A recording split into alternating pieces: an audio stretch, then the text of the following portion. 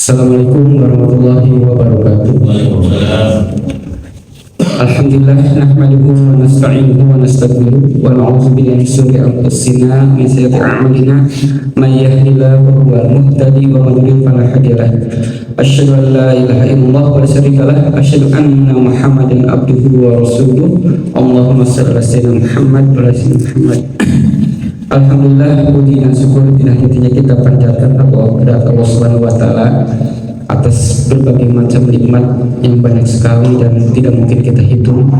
Banyak sekali nikmat Allah berikan setiap hari, setiap waktu, setiap detik.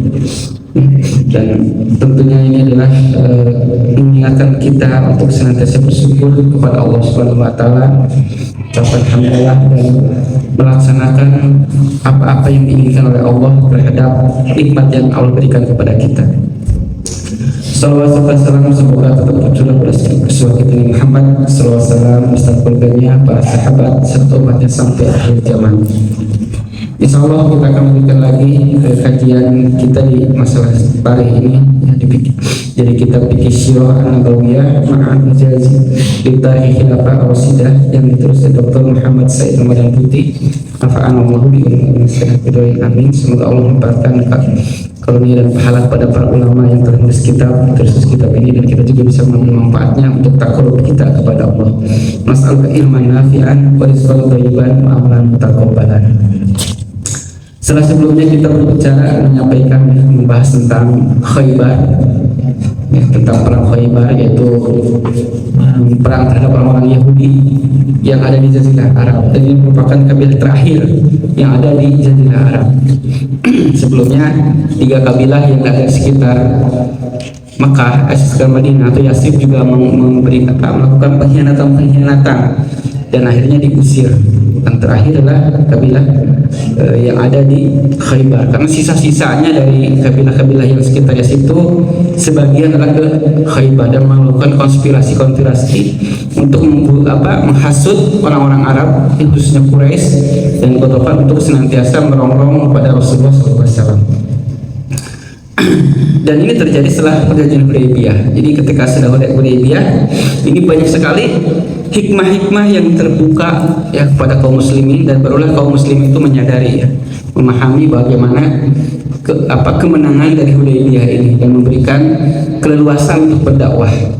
Jadi dan juga rasa aman dari orang-orang Quraisy, karena ada perjanjian 10 tahun yang tidak boleh berperang. Jadi Quraisy itu tidak lagi melakukan peperangan terhadap Rasulullah SAW. Dan inilah yang paling keras permusuhannya kepada Rasulullah. Nah, tinggal orang Yahudi dan Ghatafan. Nah, orang Yahudi sudah dibereskan di Khaybar. Nah, selanjutnya Rasulullah juga memanfaatkan ya, momentum Hudaybiyah ini dengan tidak hanya secara militer ya, tapi juga secara diplomatis. Jadi ada 2 ya.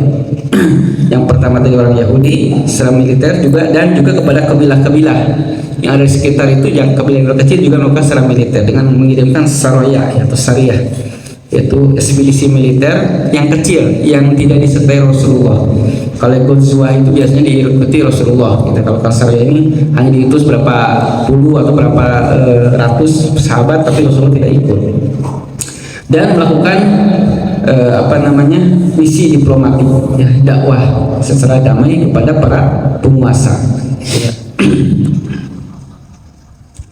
Jadi setelah selesainya Yahudi atau setelah Hudaybiyah, Rasulullah itu mengirim kepada kepala kabilah yang berada di Jazirah Arab ya, bagi sebagian kabilah kecil itu disuruh untuk masuk mengikuti Rasulullah SAW, dan bagi yang menentang ya terjadi adanya peperangan. Dan setelah itu juga Rasulullah di sini mengirim ya. Jadi terjadi di tahun 7 Hijriah ya, bulan Muharram. Jadi kalau Hudaybiyah itu tahun 6 Hijriah di Dzulqa'dah. Jadi setelah pulang itu di awal-awal tahun 7 Hijriah itu udah langsung bergerak cepat menginginkan momentum yang sangat berharga, waktu yang sangat berharga ini, itu dengan mengirimkan berbagai macam surat kepada para raja ya, dan para penguasa. Dan dikirimnya ini tidak hanya bagi Jazirah Arab, tapi juga di sekitar Jazirah Arab ya. Jadi sampai ke Ethiopia ini ya, Habasyah. Yang Habasyah itu kan sudah Afrika, Mesir ya, dan Syam itu udah bukan Arab ya, sebagiannya itu karena di sana dikuasai oleh Romawi, dan juga ke Madain, ke Persia ya. Kalau di Arab ke Yaman, ke Oman, ke Bahrain itu dikirim ya. Di sini diriwayatkan dari Ibnu Sa'id disebutkan anahu sallallahu alaihi wasallam lama raja'a min Hudaybiyah di Dzulhijjah sanah sitin ya, arsala Rasul ila muluki yad'uhum ilal Islam. Jadi setelah pulang ya, jadi pulangnya sampai ke Madinah itu bulan Dzulhijjah, itu langsung Rasulullah mengirim para utusannya ke para penguasa-penguasa ya untuk menyeru Islam. Wa kataba ilaihim katban faqila ya Rasulullah innal muluka la yaqra'una kitaban illa makhbuman. Jadi ini diberitahu oleh para sahabat Rasulullah kalau mengirim surat itu harus pakai apa namanya, stempel gitu ya, cincin stempel gitu.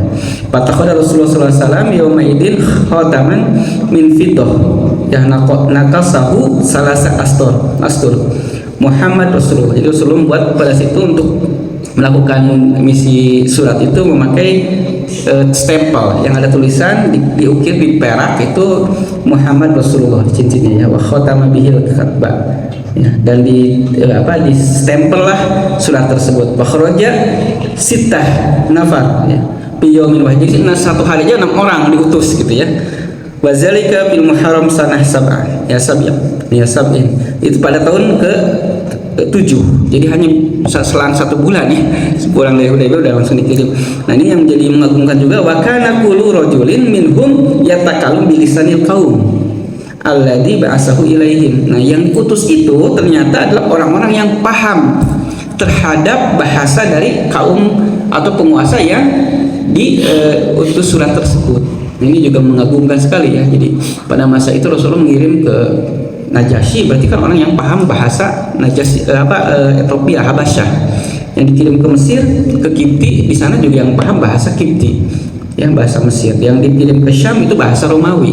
Yang dikirim ke ini bahasa Persia. Berarti para sahabat Rasulullah pada saat itu sudah intelektual gitu ya, sudah tidak hanya disebutnya kan dikesankan sebagai seorang yang udik lah gitu ya, gurung pasir, tapi ternyata yang diutus adalah orang-orang yang diplomat yang ulung, yang bisa berbahasa negara ataupun daerah yang diutusnya. Ya kalau kita pernah lihat mungkin di film The Messenger itu yang tentang Risalah, itu bagaimana diplomat Rasulullah itu kan diutus ke praraja itu kan begitu percaya diri gitu kan ya. Jadi tidak seperti orang yang mau menyerahkan diri ya, datang ke suatu penguasa itu, tapi begitu percaya diri untuk menyampaikan misi risalah ini gitu ya, bahwa ini disuruh untuk Islam. Nanti kita akan bahas ibroh-ibrohnya di sana. Dan yang pertama itu diutus adalah di sini Amr bin Umayyah Ad-Damari, yaitu ke Najasyi. Nah, Najasyi di sini adalah sebenarnya Najasyi itu sudah tidak aneh terhadap Rasulullah dan umat Muslim, karena sebelumnya sebagian umat Muslim itu ada yang hijrah, yang dipimpin oleh Ja'far gitu ya. Itu hijrah ketika mereka disiksa di Mekah, itu kan hijrah ke Habasyah ya. Dan Najasyi juga melihat orang-orang Muslim pada saat itu, dan terjadi diskusi dialog ya antara Ja'far dengan Amr bin As pada saat itu yang diutus oleh orang-orang kafir Quraisy tentang Islam. Jadi beliau sudah paham, apalagi beliau itu adalah seorang raja yang intelektual gitu ya. Disebutkan di sini ketika datang itu akhadha kitab Rasulullah SAW wa wada'ahu ala ainaihi. Nah, jadi disimpan di sini. Jadi itu penghormatan. Ketika melihat sesuatu kan disimpan di antara dua matanya, dan wa nazala minas sariri, dan turun dari ranjangnya. Wa jalasa alal ardi tawadu'an. Jadi sampai duduk di bawah. Jadi tadinya kan duduk di sarir kayak ranjang-ranjang para raja gitu ya. Kalau begitu menghormati Rasulullah itu kan turun sampai dengan membacanya, dan kemudian aslama wa syahada syahadat haq, dan beliau merasakan syahadat di sana. Sampai ada bahasa gini dari beliau itu, law kuntu astati an atiyahu an ataituhu la ataituhu ya. Ya. Jadi kalau misalkan aku bisa datang kepada Rasulullah, saya akan datang kepadanya. Jadi ini berarti beliau itu ingin betul-betul dia menemui Rasulullah SAW. Tapi ini tidak kejadian ya, karena Raja Najasyi itu keburu wafat. Nah di sini keberhasilan dakwah Rasulullah yang lintas jazirah gitu ya, jadi sampai ke Afrika. Orang-orang Habasyah yang secara suku itu berbeda sekali kan, Afrika dengan Arab, bahasa berbeda, kultur berbeda, dan mereka juga sudah memegang sebetulnya kan agama Nasrani. Nah ini keberhasilan diplomatis yang sangat mengagumkan ya dari Rasulullah SAW dalam waktu hanya berapa tahun itu gitu kan ya, dari sejak Rasulullah diutus ya, itu 13 tambah 7 gitu kan, hanya 20 tahun sudah menyebar ke luar Jazirah Arab. Terus selanjutnya adalah juga diutus ini adalah ada Hiyah ya bin Khalifah Al-Kalbi ya, dia kepada Heraklo itu raja di Rum, dan pada saat itu dia sedang ada di Syam ya. Jadi kalau kerajaannya kan di Bizantium itu kan di sekarang Istanbul gitu ya. Tapi kekuasaannya Romawi Timur itu kan sampai ke Syam. Jadi kadang dia datang ke Syam karena itu daerah kekuasaan dan provinsi ya, disebutnya provinsi yang paling menawan bagi mereka gitu ya, bagi orang Bizantium, karena di sana adalah adanya tempat-tempat suci bagi Baitul Maqdis gitu. Jadi beliau sering raja itu sering ada di Syam, di Damaskus gitu biasanya kan. Nah ketika itu mendapatkan surat, dan yang diserunya itu adalah bagaimana kepada ahli kitab itu untuk kepada kalimat sawa yang sama. Ya ahlal kitab, ta'alau ila kalimat sawain bainana wa bainakum alla na'budu illallah wa la nusyrika bihi syai'an wa la yattakhidha ba'duna ba'dan arbaba min dunillah fa in tawallaw faqul asyhadu bi anna muslimun. Ini di surat Al-Imran ya. Dan ini menunjukkan bahwa sebetulnya kan ada kesamaan dari para ahli kitab itu berarti mereka sudah percaya kepada Allah. Hanya mereka orang-orang ahli kitab itu tidak justru mengambil syarikat, yaitu dengan Isa putra Maryam, dan ini disuruh untuk kembali kepada kalimat yang sama, yaitu beriman kepada Allah saja gitu, karena jangan sampai membuat syirik dan menjadikan perbudakan di antara mereka gitu kan ya. Nah di sini diceritakan kalau di kitab Hikul Mahtub Syekh Mubarak itu kan bagaimana orang Heraklu itu sebagai raja di Syam itu ya, Bizantium itu kan sebetulnya dia sudah percaya kepada Rasulullah SAW, karena dia juga intelektual yang ini bahwa ini akan ada nabi gitu ya, sampai dia mengatakan kalau kamu ingin dapat petunjuk dan kekuasaan ada, ikutilah dia. Nah ini kan orang-orang para pejabat dari orang-orang Bizantium itu kan mereka memprotes gitu, sampai ada mengangkat salib, mengangkat ini, kenapa ini? Nah terus akhirnya si Heraklius itu mundur lagi. Dia egonya muncul lagi bahwa ini akan hilang kekuasaan. Akhirnya dia mengatakan, oh ini hanya saya yang uji saja gitu kan ya, saja. Nah dan akhirnya mereka tetap dalam pikiran, dan ketika itu sebetulnya dia juga sudah ada tanda-tanda tentang Rasulullah ya. Kalau Najasyi itu datangnya Jafar ketika berhijrah, sementara Heraklius itu ia dapat kabar dari Abu Sofyan kan, dipanggil Abu Sofyan itu bahwa ini ada nabi baru. Ketika ditanya ke Abu Sofyan, kamu petinggi Quraisy kan, kamu harus jawab dengan jujur. Nah ketika ditanya ciri-cirinya ternyata hampir itu betul tepat. Wah ini benar, kalau dia itu benar nabi, dia akan datang sampai kepada kerajaannya Abu Ijak ini. Nah, ternyata kan itu terrealisasi di zaman Umar bin Khattab itu dengan perang Yarmuk yang akhirnya Syam itu jatuh ke kaum muslimin. Itulah karena keegoannya orang itu, maka dia tidak menerima. Padahal tanda-tanda kebaikan itu, tanda-tanda kebenaran itu sudah muncul. Tapi karena kekuasaannya, karena ketakaburannya, apalagi dia merasa ahli kitab lebih awal dan punya tradisi ilmiah dikatakannya lebih banyak daripada orang-orang pada saat itu, orang-orang Badui, orang-orang Arab yang banyaknya buta huruf di daerah gurun pasir. Nah, akhirnya dia tidak menerima. Terus selanjutnya itu juga dikirim kepada itu adalah Abdullah bin Hazafah ya.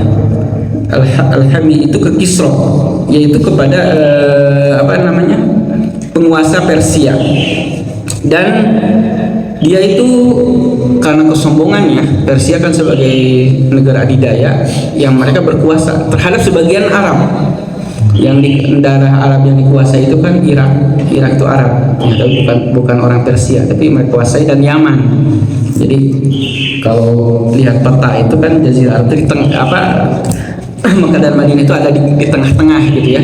Jadi tidak dilakukan penjajahan karena dianggapnya tidak ekonomis gitu kan, karena belum pasir. Jadi yang dijajah itu ya Irak itu masih subur karena di sana ada dua sungai Efrat dan Tigris. Dan Yaman juga subur ya, karena di sana ada banyak tanaman. Sementara kalau yang di tengah-tengah itu tidak mereka kuasai. Nah, dia mengambil dan merobek-robek surat dari Rasulullah SAW. Ini berbeda sekali ini dari bagaimana orang Najasyi menghormati. Herakli juga sebetulnya dia mengakui, tapi kalau Kisra ini langsung menyobek-nyobek ya. Ya. Dan di sini ketika itu Rasulullah SAW masakallahu mulkahu ya, Allah akan merobek-robek suratnya ya, kerajaannya. Dan kisah itu menulis surat ke Bazan. Bazan itu adalah penguasa gubernur di Yaman. Jadi untuk menyatakan ini adalah orang, kalau bahasa kita ini adalah orang kurang ajar gitu ya, dari daerah gurun yang mengajak untuk tunduk takluk gitu ya, untuk mengikuti ajarannya. Akhirnya dia mengutus surat ke Bazan, gubernur di Yaman, untuk mengutus orang untuk membunuh Rasulullah SAW. 2 orang. Dan akhirnya datang 2 orang itu ke Mekah, ke Madinah, ke Yasrib. Dan ketika itu Rasulullah SAW berkata, ya irji'a anni yaumakuma ya haza hatta ta'tiyani al-goda ya fa ukhbiru kama bima uridu. Nah, jadi ketika datang kamu pulang dulu aja, tunggu dulu, besok ketemu lagi dengan saya, datang kabarkan sesuatu yang aku inginkan. Nah, pada saat malam itu ternyata Kisra itu dibunuh oleh keluarganya sendiri ya, terjadi pemberontakan. Dan ketika datang besoknya lagi utusan dari Bazdan itu yang diutus dengan Rasulullah, bahwa dikatakan bahwa aku dapat kabar dari Allah ya, bahwa rajamu itu sudah dibunuh. Nah, Rasul buat surat, dan akhirnya utusan itu pulang kembali. Dan ketika sampai kembali ke Yaman, datang juga surat dari Kisra itu, dari Madain itu, bahwa memang terjadi pembunuhan. Akhirnya Bazdan itu mengaku, wah ini benar-benar Nabi ini. Saya mengetahui, kalau sekarang bisa ditelepon ya, di SMS, di WA. Kalau dulu kan nggak mungkin. Ada kejadian malam bisa ketahuan dalam ratusan ataupun ribuan kilometer gitu. Nah, akhirnya penguasa Yaman ini masuk Islam. Ya. Terus disebutkan lagi di sini ada kepada ini Al-Haris bin Umair Al-Azdi ila Azim Basra, kepada Basra ya, kabilah Rum. Dan di sini ada ternyata risiko dari diplomat itu tidak semudah ya. Kalau sekarang kan bisa diplomat itu diakui ya, jadi datang itu kembali lagi gitu.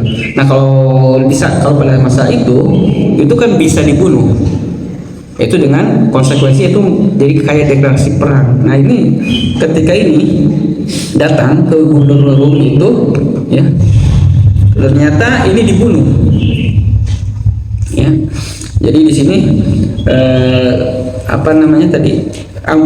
Haris itu dibunuh, dan inilah salah satu satu-satunya diplomat Rasulullah SAW yang terbunuh ya, yang diutus untuk menyeru pada Islam gitu ya. Jadi dibunuh oleh gubernur Basrah ya. Basrah itu berarti di Irak. Di Irak itu kan berbelah 2 ya, sebagian dikuasai oleh Busra, bukan Basrah, oleh gubernur Busra. Dan resiko untuk berdakwah itu secara damai juga sama ya. Itu resikonya adalah bagaimana dia seorang diri datang ke penguasa, dan penguasa itu kan mempunyai kekuasaan untuk mau membunuh atau menerima dengan baik. Karena kalau membunuh berarti dia terjadi deklarasi perang, dan ini nanti akan selanjutnya akan menunjukkan nanti perang Tabuk ya. Jadi pembunuhan diplomat itu berarti deklarasi perang. Dan tidak mudah juga tadi seperti bahwa orang yang berjihad di dalam peperangan resikonya bisa memang jelas terbunuh. Ternyata kan orang yang diutus dengan surat saya juga ada risiko terbunuh gitu kan. Dan disinilah kita bisa melihat bahwa banyak sekali surat-surat yang diberikan Rasulullah SAW kepada para penguasa-penguasa itu, dan kebanyakan mereka itu menerima Rasulullah ya. Bahkan kalaupun tidak menerima Islam, mereka itu menerima dengan baik ya, seperti Muqawqis, yaitu penguasa di Alexandria itu, dia juga sebetulnya kan mengetahui bahwa akan ada seorang nabi, akan ada seorang nabi yang akan datang diutus. Dia kan kalau tadi Heraklius itu Romawi Bizantium ya, jadi Kristennya Ortodok ya. Kalau Muqawqis itu Kristen Koptik disebutnya ya. Kalau sekarang kan di Mesir gitu ya, ada Kristen Koptik, di pausnya punya sendiri. Nah dia juga mengakui bahwa akan ada nabi baru, dan akhirnya tapi dia belum bisa membenarkan. Hanya dia itu menghadiahkan Bagal dan dua budak, yaitu Sirin dan Maria Al-Qibtiyah. Nah, nanti Maria itu dijadikan istri Rasulullah yang melahirkan Ibrahim. Nanti penerimanya sebenarnya bagus gitu kan, seperti itu. Nah dari ini ada beberapa hal yang bisa diambil dari pelajaran ini. Bagaimana saat ini juga terjadi yang namanya orang itu ataupun satu penguasa ingin mengikuti ya prinsip atau falsafah dari penguasa ini. Kita bisa melihat pada negara-negara seperti penguasa Amerika ya, yang sekarang itu kan menginginkan negara-negara yang lain ikut gitu ya pada prinsip-prinsip dia ya, gitu kan ya. Jadi jangan prinsip yang lain, bahkan memaksakannya dengan ekonomi ya, dengan tekanan diplomatik, kalau enggak juga bahkan dengan militer ya. Kita bisa melihat bagaimana Irak gitu ya, kita dihancur-leburkan untuk dibuat dikatakan demokratis gitu ya. Terus Afghanistan gitu kan ya, atau negara-negara lain itu dia ingin negara-negara itu mengikuti dia gitu kan ya. Jadi kalau kita lihat sebetulnya mereka itu kan menyuruhkan pada perbudakan manusia kepada manusia, sementara yang disebut Rasulullah itu adalah perbudakan hanya kepada Allah, menghambakan diri hanya kepada Allah. Kalau kita lihat kapitalisme itu kan bagaimana yang berkuasa, yang kuat gitu kan ya, yang punya pemodal, yang punya roda ekonomi, yang itu yang berkuasa mengeksploitasi orang lain. Sementara kalau kita lihat Islam ya semuanya tunduk patuh ya hanya kepada Allah. Jadi itu guna dan arba'an. Jadi jangan sampai terjadi adanya perbudakan manusia pada manusia. Ini bisa dilihat nanti ketika Amr bin As ketika mereka menjadi ke Mesir itu, ternyata kan orang-orang Kipti itu lebih banyak menyambut kepada Amr bin As karena dia melepas dari perbudakan orang-orang Romawi ya. Karena kan kalaupun Kiptiah itu kan dikuasai oleh Romawi gitu, pada saat itu. Begitu juga ketika ke Syam, orang-orang Arab di Syam juga menerima itu. Karena mereka lebih terbuka, karena tidak ada perbudakan, penghambaan. Nah, sementara kalau kita lihat ya sekarang yang terjadi ya, mereka untuk mengeksploitasi. Jadi kalau bahasanya kan ada kolonialisme lah gitu ya, itu yang senantiasa terjadi ya dari negara-negara yang punya kekuatan baik secara militer atau secara ekonomi. Ada yang secara ekonomi, secara halus akhirnya dikuasai ekonominya, ada juga secara militer gitu kan ya. Dan kita bisa melihat bagaimana negara-negara di Asia ataupun Afrika itu susah untuk maju karena senantiasa dieksploitasi gitu ya. Ketika ada yang maju langsung ditekan gitu. Nah, di sini ada beberapa hukum yang bisa kita lihat ya dalam ini. Inilah fase baru ya, sebagaimana disebutkan di awal. Jadi setelah menjadi fase baru, Islam itu adalah ekspansif ya, jadi tidak defensif. Ya, ketika sebelumnya kan umat Islam sering diserang, sering diintimidasi. Nah, ketika sudah hidup ya, justru Islam itu menyampaikan keluar ya, tidak hanya diam di Yasrib gitu ya, sampai tadi ke Jazirah Arab, keluar Jazirah Arab. Yang pertama adalah bisa dipahami bahwa Ana dakwah lati bahasa biha Rasulullah SAW inama bahasa biha ila nasi kafah. Jadi Rasulullah itu diutus itu untuk seluruh, bukan untuk hanya orang-orang Arab. Karena apa? Ternyata Rasulullah kan menyampaikan risalahnya ke keluarga tidak Arab. Dan kalau kita dipahami juga ketika Rasulullah di Mekah, ternyata yang mengikuti Rasul itu bukan hanya orang Arab saja. Orang-orang Romawi, ada orang Rumi ada, ya. Orang-orang Habasa ada, ya seperti Bilal. Nah, ketika pindah ke Yasrib juga ada Salman Al-Farisi, orang Persia. Jadi ini menunjukkan bahwa risalah Rasulullah itu adalah rahmatan lil alamin, tidak hanya untuk orang-orang Arab, bahkan untuk hanya orang-orang suku Quraisy. Dan ini sebenarnya sudah disebutkan kepada Abu Sufyan dan para petinggi orang Quraisy kan, kamu itu mau jadi raja bagi orang Arab dan Ajam gitu ya, maka ikuti. Tapi kan dia tidak mau, tidak menerima gitu kan ya, dengan kesombongannya. Dan ini kan terbukti setelah itu ya, bahwa Rasulullah memang diutus untuk seluruhnya. Kalau para nabi dulu sebelumnya ada yang diutusnya untuk kaumnya saja.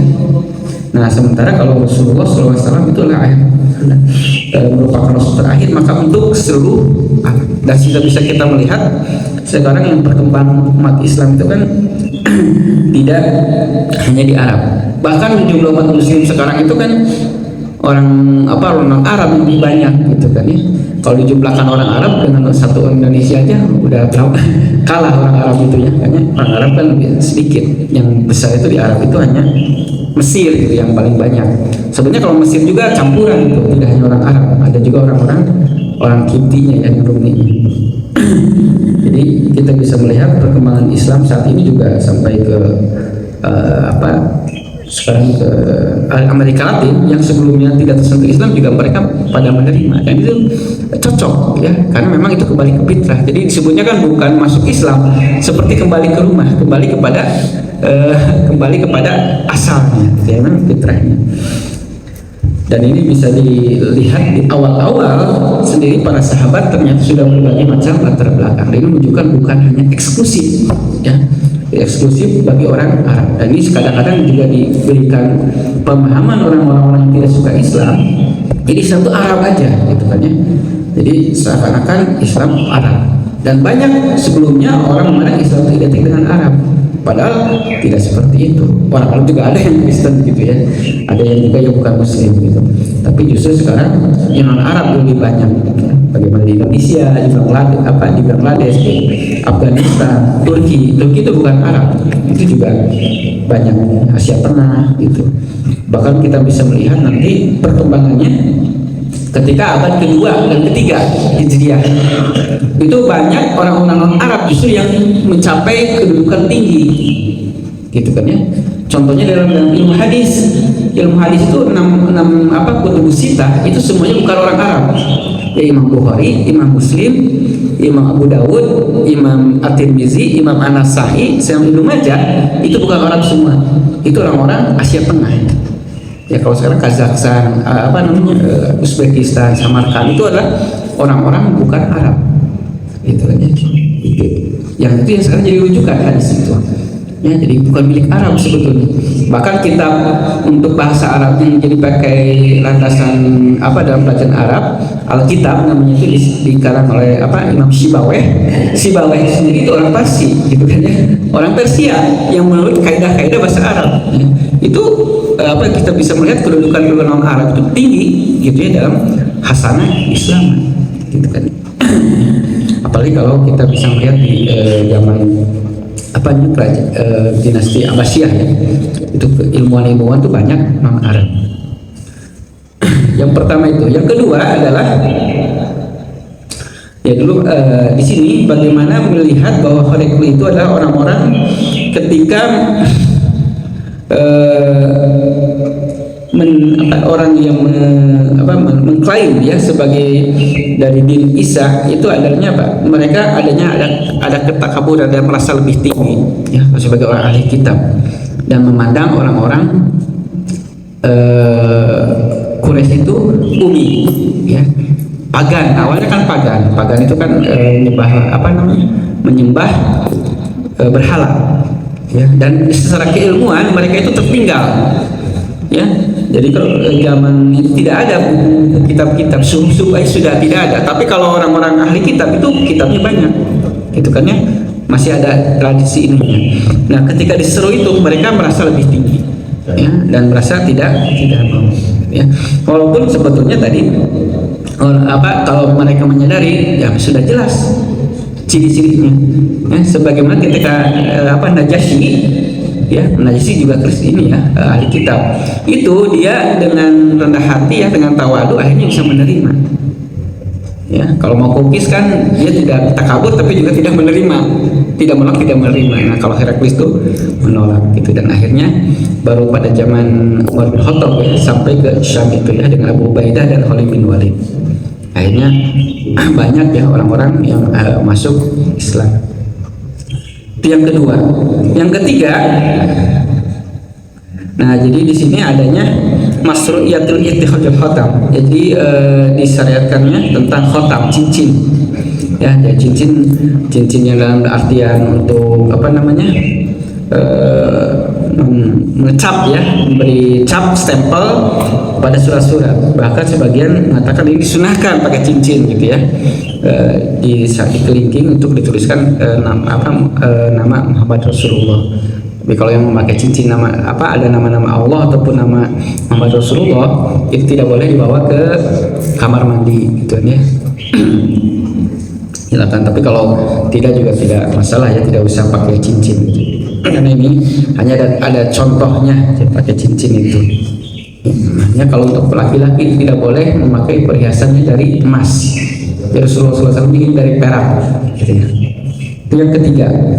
Yang keempat, nah ini adalah bagaimana bisa kita melihat bahwa Rasulullah SAW itu kaum muslim itu mempersiapkan dakwah Islam ini kepada seluruh alam, seluruh bumi ya, dengan wasail dan asbabnya, yaitu dengan bahasanya.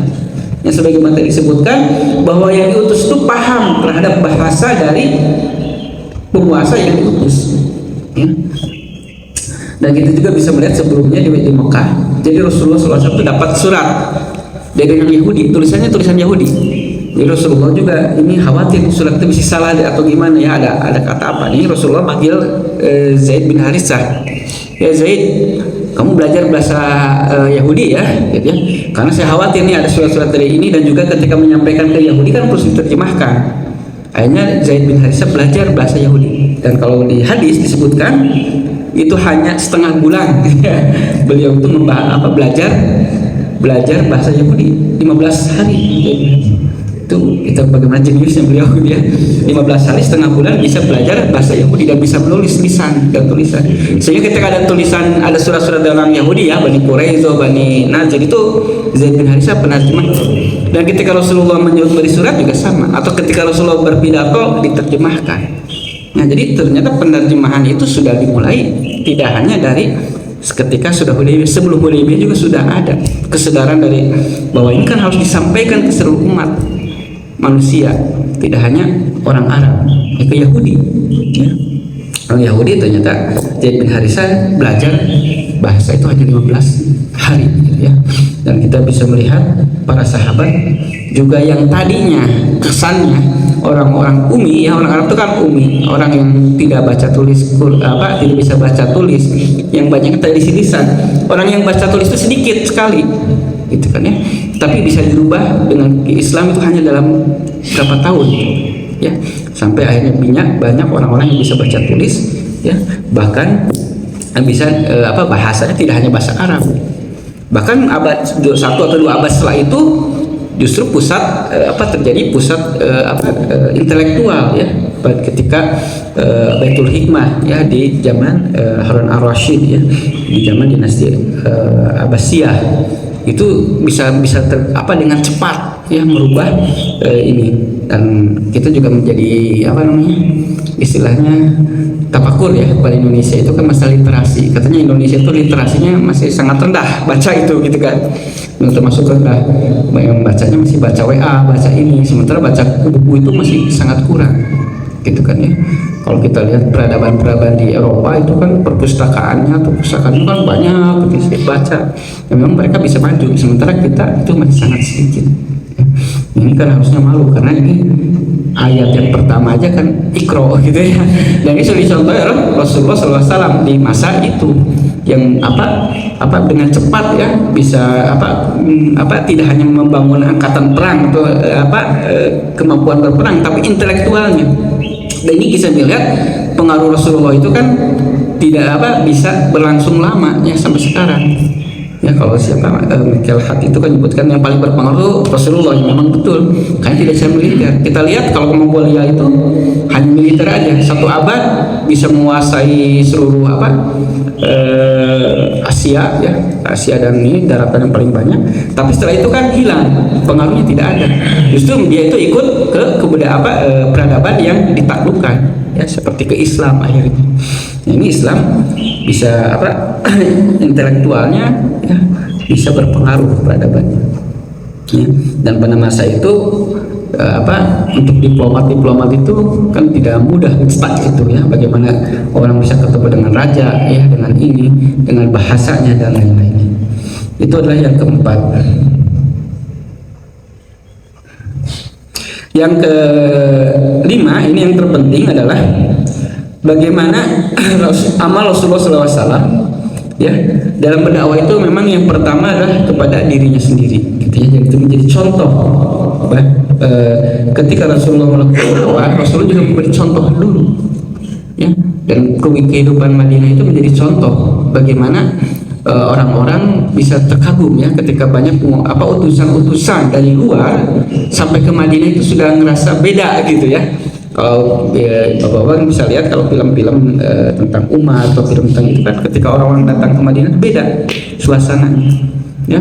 Kalau ke daerah lain mungkin dikatakanlah ya banyak yang mabuk, banyak itu ini gitu kan. Di sana tenang. Ketika waktu sholat Jumat atau sholat ini mereka bersujud gitu kan. Kehidupannya begitu tumaninah gitu kalau bahasa Indonesia. Nah ini juga menjadikan dakwah itu tidak hanya dengan kata-kata, tapi adalah dengan perbuatan. Dan banyak sekali sekarang orang-orang di luar non-Islam itu kan di Arab itu juga melihat perbuatan ataupun amal atau akhlak dari orang-orang Islam ya. Kalau misalkan kata-kata itu kan bisa dirangkai dengan sebagus-bagusnya, tapi kalau misalkan kita lihat perbuatan tidak bisa ya. Seperti sekarang lah kita melihat Amerika berkuat-kuat tentang hak asasi manusia gitu kan, gini-gini. Tapi kan kita bisa melihat bagaimana perlakuan Amerika di Afghanistan, di Irak, ataupun perlakuan mereka sekarang pada Palestina. Itu kan sudah tidak bisa dibohongi. Apa yang dikatakan menjunjung hak manusia dengan ini, kita kan bisa melihat. Bahkan ketika kemarin mahasiswa demo di mana? Di Amerika, ternyata kan diciduk gitu kan, di penjara, bahkan tidak diluluskan wisudanya. Bahkan disebutkan hak kebebasan berpendapat dan lain-lain. Nah itu kan paradoks yang terjadi ya, bahwa perilaku mereka itu tidak menunjukkan apa yang dibicarakan. Nah berbeda dengan Rasulullah ketika tidak ada tidak ada perbudakan ya, hanya kepada Allah saja, kepada akhlak bagaimana itu bisa melihat. Bahkan Najasyi kan bisa melihat perilaku Ja'far dan kawan-kawannya yang berada di sana ya. Jangan sampai ini terjadi ketika abad ke-20 ya, disebutkan oleh Muhammad Abdul kan al-Islamu mahjubun bil muslimin. Jadi Islam itu tertutup dengan orang muslim. Yang dikesankan orang muslim itu kan bodoh gitu, terbelakang ya, apalagi terjajah. Pada saat itu hampir semua negara muslim itu terjajah. Itu kan dikesankan bahwa buat apa Islam? Kalau Islam tuh kesannya kalau masuk Islam ya akan miskin, akan malas, akan bodoh. Nah, itu yang menjadikan tafakur bagi kita bahwa memang tidak seperti itu. Ya, harus memberikan bahwa umat Islam itu yang terdepan dari segi intelektual, dari segi akhlak, ya, dari perilaku, sehingga ini menjadikan dakwah bil hal gitu ya. Itulah yang bisa diambil ya dari penyebaran ya Islam ini dalam melalui diplomatis dengan surat-surat kepada para raja, dan ternyata banyak dari para penguasa-penguasa itu masuk Islam. Ada juga yang tidak ya, dan nanti terjadi selanjutnya di zaman Abu Bakar atau zaman Umar bin Khattab. Ini bisa disampaikan. Soal mungkin ada beberapa menit untuk ada yang kita diskusikan atau mungkin ada tambahan dari Bapak atau Ibu, enggak? Silakan.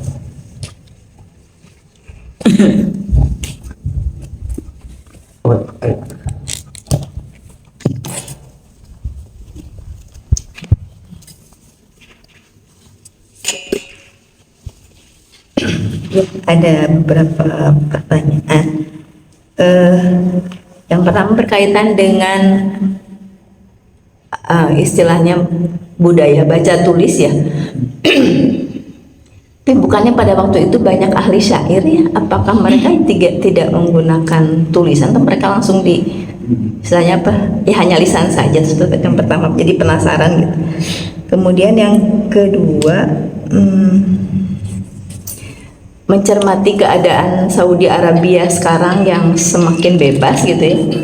Apakah memang ada prediksi gitu dari Rasulullah bahwa nanti itu akan jadi seperti apa gitu? Karena jadi agak khawatir gitu ya, bagaimana dengan kesucian kota Madinah dan Mekah itu sendiri gitu. Dengan ya walaupun memang yang aneh-aneh itu mungkin di Jedahnya atau di mana gitu yang membuat tempat hiburan dan sebagainya gitu ya. Sehingga ini menjadi sepertinya tidak sakral lagi gitu ya ke daerah sana gitu. Itu sepertinya apakah sudah diprediksi atau memang belum gitu ya. Jadi bagaimana kita menyikapinya dengan kondisi pemerintahan yang sekarang. Kemudian satu lagi, selama ini kita mungkin ya betul ya bahwa kematian di medan perang itu menjadi syahid gitu, sehingga waktu itu Khalid bin Walid ya yang merasa menyesal, ya sedih ya kenapa tidak meninggal di medan perang tapi di atas ranjang gitu ya. Padahal kalau kita lihat Rasulullah juga meninggalnya kan tidak di medan perang gitu ya, sehingga seolah-olah jadi perbedaan level lah ya yang meninggal di medan perang dengan tidak gitu. Nah bagaimana kita, padahal kan setahu saya syahid juga bukan hanya di medan perang ya, dalam kehidupan ketika memperjuangkan al-Islam ini juga menjadi syahid. Ini bagaimana kita menempatkan gitu istilah syahid itu sehingga mungkin tidak berkecil hati ketika memang meninggalnya di tempat tidur gitu ya. Juga tidak merasa bangga ketika di medan perang karena juga tidak tahu kan ya seseorang seperti apa gitu. Saja dulu, jazakallah.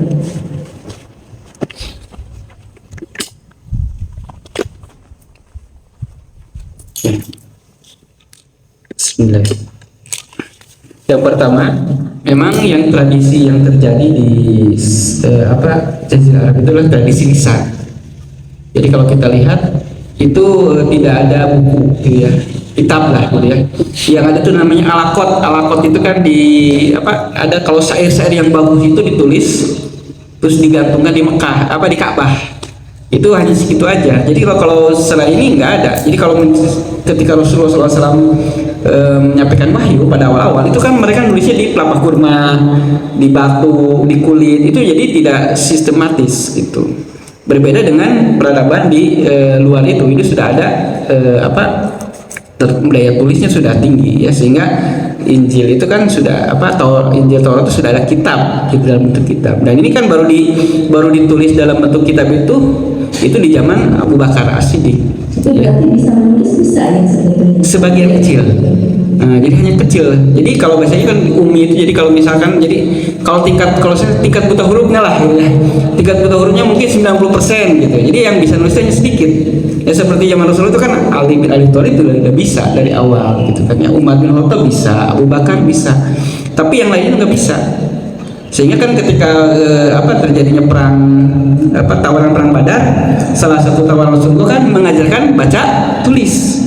Nah di sana kan berarti ada juga orang-orang Quraisy itu ada yang pantang petingginya itu ada yang bisa baca tulis, dan dia mengajarkan kepada 10 orang dari umat muslim. Jadi perselisihannya sangat sedikit ya, sangat tulis menulis. Itu kan Rasulullah ketika ini kan nulis surat ke Habasyah, itu nulis surat juga. Ketika hijrah itu ada suratnya yang dititipkan ke Ja'far.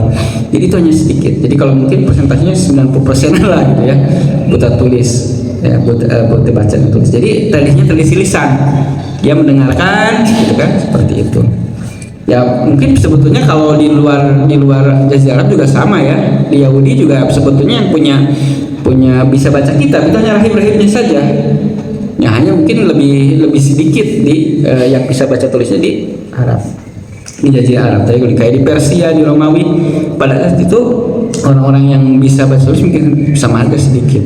Karena kan disebutkan orang-orang rahib itu kan menjual ayat-ayat. Jadi mereka tidak tahu, tidak bisa baca, masyarakatnya tidak bisa baca, yang bisa bacanya hanya rahib-rahibnya aja. Jadi tradisinya lisan ya, dan tidak ada tradisi tertulisnya gitu, sehingga mereka membacakan Al-Quran itu kan didengar ya, didengar terus disampaikan. Tapi kalau yang bisa dia nulis dengan di kulit ataupun di pelepah-pelepah itu. Itu yang pertama. Yang kedua berkaitan dengan Saudi Arabia. Oh, Saudi Arabia. Ya memang kalau saya lihat dalam ayat itu kan watilkal ayyamun daubiluha bainan nas. Jadi hari-hari itu dipergilirkan. Dia lamahu ladina amanu wa yattakhidhu minkum syuhada. Jadi untuk mengambil, untuk mengetahui mana yang benar-benar beriman dan mana yang akan diambil jadi syuhada. Jadi yang namanya pergiliran penguasa, kondisi itu sebagai ujian. Gak mungkin di satu daerah itu bagus terus gitu ya. Kan dulu pernah tidak ada haji selama 22 tahun ya kalau nggak salah.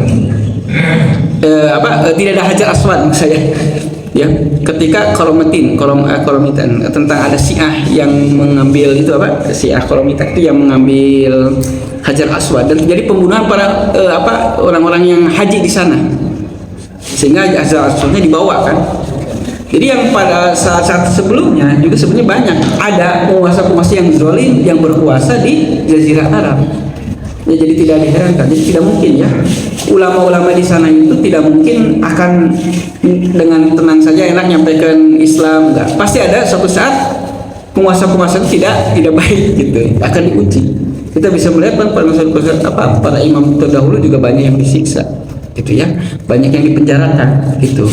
Jadi tidak akan selalu istilahnya penguasa sama dengan para ulama, para imam gitu. Kalau sebelumnya kan Arab Saudi itu salah satunya kan ulama dan umar itu bersatu terus gitu kan ya, sama gitu. Tapi kesini kan banyak juga yang diambil di penjara. Jadi itu mah sebagai pergiliran saja ya. Sama di daerah manapun itu tidak diinginkan. Kalau jangankan kita lihat zaman ini ya, ketika dinasti Umayyah, kalau kita baca dari dinasti Umayyah itu kan baru kurang lebih 40 tahunan ya setelah Rasulullah wafat ya. Itu kan setelah itu abad kedua itu sudah banyak kan ada penguasa-penguasa yang tukang mabok gitu kan, tukang zina, terjadi banyak kebunuh ya seperti Hajjaj, juga banyak kebunuhan ulama. Itu baru hampir satu kurun, satu abad setelah Rasulullah itu penguasa-penguasa zalim ya. Bagaimana dulu Abdullah bin Jubair ya yang dibunuh di Mekah itu kan disalib, itu kan terjadi itu di Mekah ya. Jadi ini adalah suatu peristiwa yang akan terus bergilir. Jadi tidak mungkin penguasa di satu tempat itu akan tetap itu saja. Jadi yang ada itu nanti terakhir ya ketika Imam Mahdi ya kalau diinikan berkuasa, setelah itu kan kiamat. Jadi sebelum itu ya pasti akan ada pergiliran penguasa-penguasa yang mungkin baik, ada yang jelek, dan sudah diisyaratkan dalam hadis Rasulullah SAW bahwa memang akan terjadi seperti itu. Dan ini akan diujikan keistiqomahan ya kita. Terus yang ketiga itu berkaitan dengan sahih ya. Saya tuh cari hadisnya yang jelas itu bahwa ada hadis seperti ini. Jadi barang siapa yang menghendaki, nanti intinya ya, nanti saya cari hadis ini, menghendaki untuk mati syahid, terus dia tidak mati syahid tapi nilainya sudah mati syahid. Jadi kan kalau orang berharap untuk mati syahid terus dia tidak kelaksanakan ya seperti Khalid bin Walid kan, dia berperang sudah berharap tapi nilainya sudah dapat mati syahid gitu kan ya. Yang seperti Thalhah bin Ubaidillah kan disebutnya syahid yang hidup gitu kan. Beliau kan membela Rasulullah di perang Uhud itu kan sampai jadi benteng hidupnya. Tapi kan beliau wafatnya itu kan terjadi ketika perang Jamal.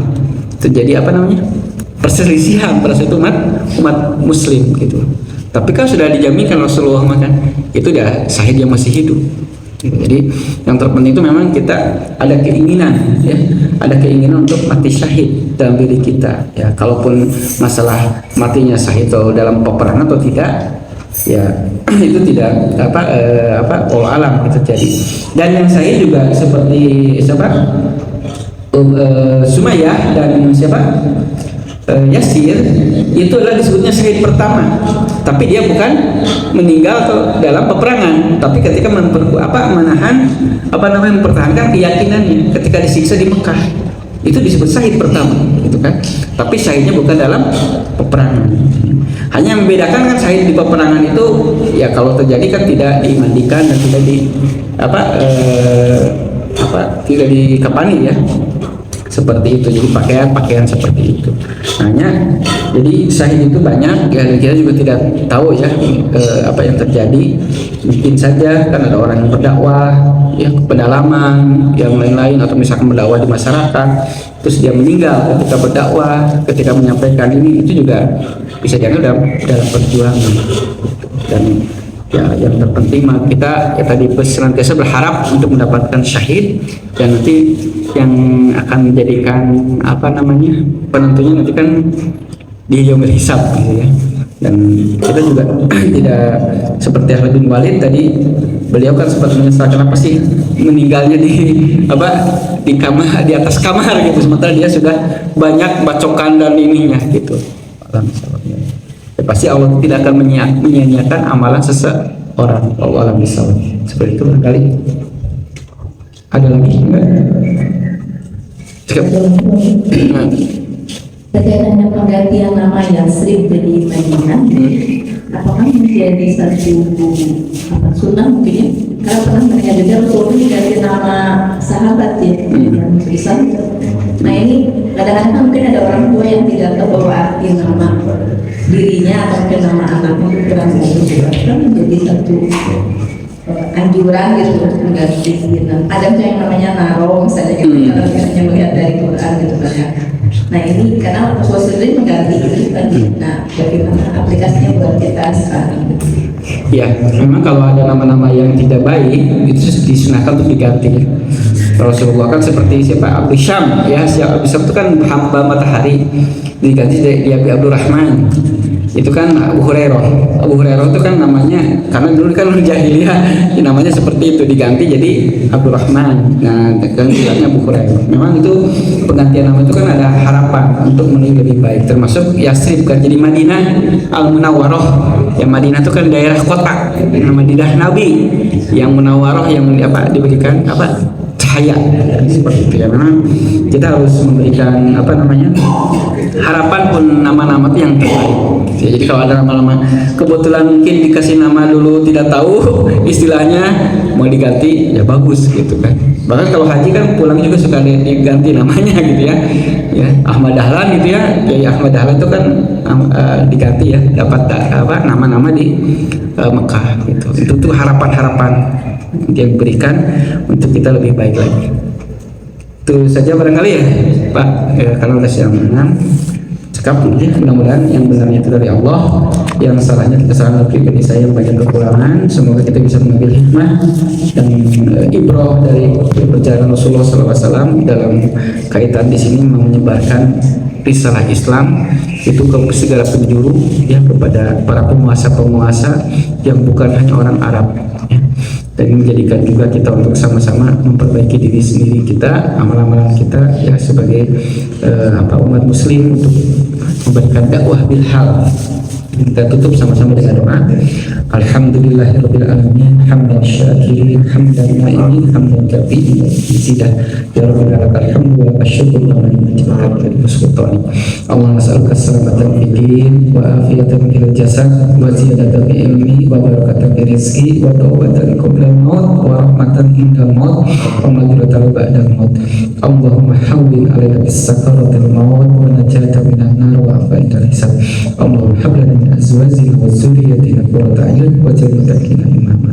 اللهم اغفر لنا ذنوبنا ولوالدينا ولمشايخنا ولمعلمينا ولمن وحقهم من كافة المسلمين أجمعين. اللهم اغفر ورسولنا أسقطنا مسلم المسلمين والمجاهدين في سبيل الله في العالم خاصة في إندونيسيا وفي غزة في فلسطين.